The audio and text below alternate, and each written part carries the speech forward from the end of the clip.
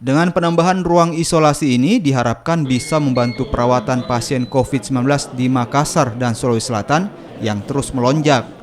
Saat ini saja kasus COVID-19 di Sulawesi Selatan sudah lebih dari 700 kasus. Ruang isolasi ini tidak hanya dilengkapi fasilitas medis tapi juga fasilitas penunjang lainnya agar pasien tidak mengalami stres selama masa isolasi. Kita punya 106 kamar ya di sini.